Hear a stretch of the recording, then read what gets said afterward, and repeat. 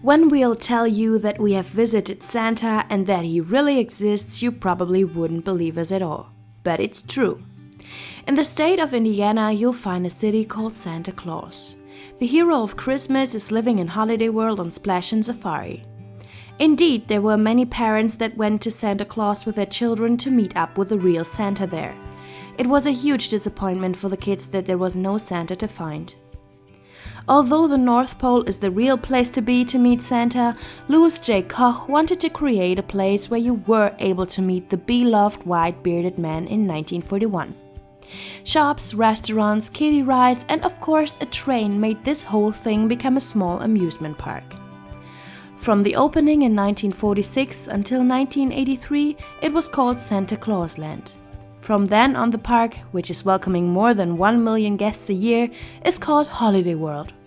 The park is still on property of the Koch family. More about that in our interview with Leah Koch and why a German surname can be an issue.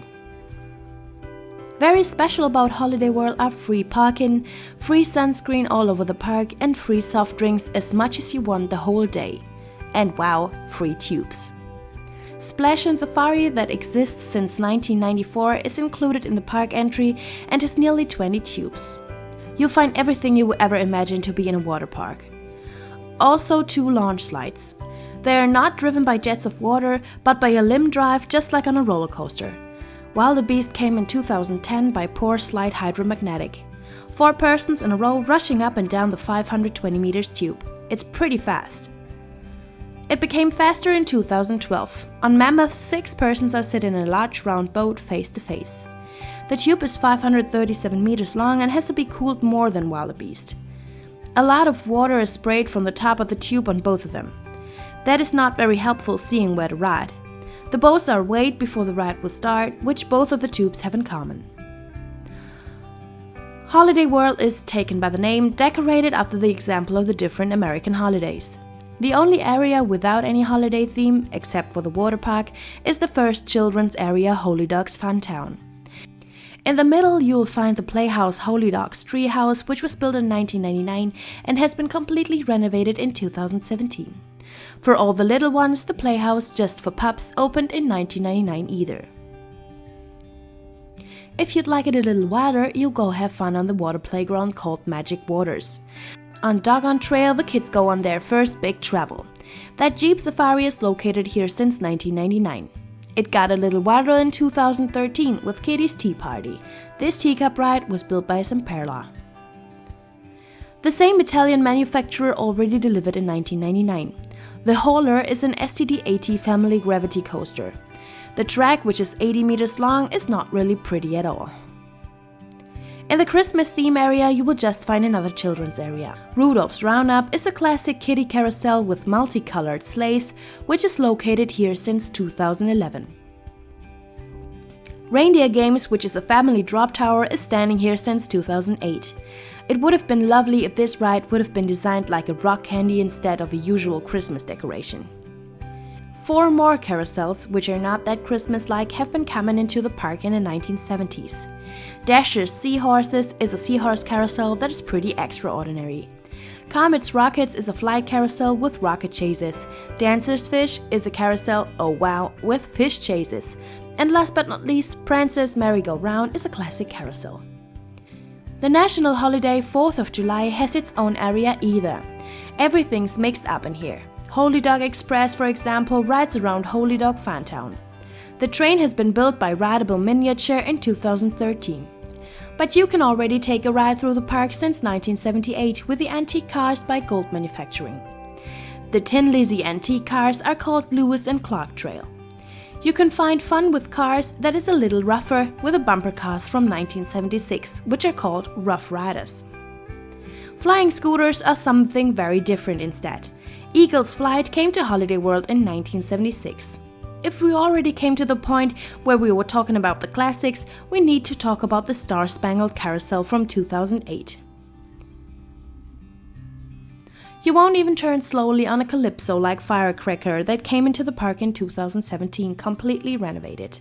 The name is leaned on a former attraction of the park and its theme works with the 4th of July.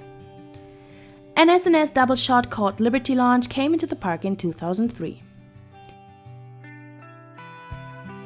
For the smallest of us, there are the Tippy canoes, which exist since 1988 and were called Indian River canoes till 2016. 2 years later, there came a much larger water ride.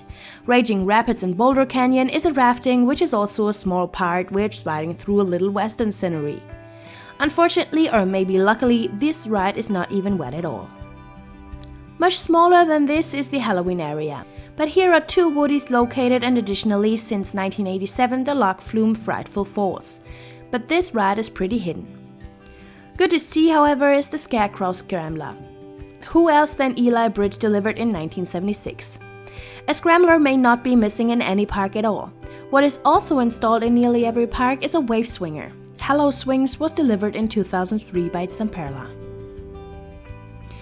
But now we're going to dedicate ourselves to the important things. The first of 3 wooden roller coasters is called Raven. This 853 meters long wooden roller coaster has been built by Custom Coasters International in 1995. 10 years later, a transfer track has been installed and a second train was used from then on. Those are by PTC, by the way. After a 26 meters drop, you're rushing through a tunnel and the train reaches up to 77 kilometers per hour. The wild ride on Raven leads you through a thick forest and suddenly you're riding into a large curve, passing an even larger lake. Especially the first ride on Raven is very impressive. Great ride. Another large wooden coaster in the park is Legend. Unfortunately, we were not able to ride the coaster that was built by CCI as well. In the morning before and during the park operation, there has been a huge thunderstorm with lightnings, so the maintenance has been behind on their daily checks. We were able to watch 2 rides with passengers in the late afternoon, but a short time later everything was closed again, because another thunderstorm was about to come. They put a sign up that said Legend will be closed for the day. In the last area there are another 2 roller coasters. The Thanksgiving area is not pretty large, but was able to convince us. There are not many dark rides in the US. The more happier we have been that Sally Corporation delivered Gobbler Getaway in 2006. Shortly before Thanksgiving, the turkeys ran away and we had to catch them. The shooting thing is called turkey caller and is used to attract the turkeys. And in the end, everybody's eating pizza. Opposite to the dark ride is another US park classic with surprisingly good theming. Zeller Manufacturing delivered the Tilt-A-Whirl called Turkey Whirl in 2007. Also an old-time classic is a swinging ship. Mayflower came in 2014 by Chance Rides. This was the name of the ship the pilgrims came with. A few meters ahead you'll find a swing ride by Zamperla, which is called Crow's Nest. One of the most impressive and best wooden roller coasters is located in Holiday World. The Voyage opened in 2006. It's getting very fast on this 1,964 meters track. The PTC trains rush over the track with a maximum speed of 108 kilometers per hour. It's getting its speed from the 47 meters high drop. After continuing riding pretty calm and you think that's it, the whole thing turns and you're going the complete track back again. Voyage is pretty much indescribable, you just have to feel it. By the way, Voyage is a hybrid construction. And last but not least, the innovation of 2015. Thunderbird is a wing coaster by B&M, but not just a usual wing coaster, but a launched wing coaster. So this is the first launch coaster of any kind of B&M. It's very impressive when a wing coaster train is rushing from 0 to 96 kilometers per hour. After thunder and fog, you pass the LSM part and rush into a 43 meters high Immelmann, followed by a 38 meters high looping. After a bit driving around, you ride into a 0G roll and of course the closing inline twist where is a great near-miss effect. All in all, they got a really great coaster for $22 million. If you'd like to go to Santa Claus Either, it's located near the Interstate 64. There's no information about any public transportation on the website, but you should take a look on the website because of the operation hours in the park, because they vary and there are a few off days. The park lists a few partner hotels as an example for overnight stays. Parking is free in Holiday World. The usual day ticket costs $50. Everybody under 54 inches or senior citizens pay $40. You will probably find some coupons in the surrounded fast food restaurants. What shall we say about Holiday World as a conclusion? You have to be very lucky with the weather in this area of the US. Besides from that, it is an awesome concept to design its park like holidays. Additionally, there are not too many attractions and related to that, many great roller coasters. It's worth the travel only for the voyage. The park is beautiful and neat and even partly themed. The water park is also very good. Besides free parking, there is free sunscreen and even free soft drinks. Amazing. A park to recommend. Number 1 for family fun. Holiday World Splashin Safari.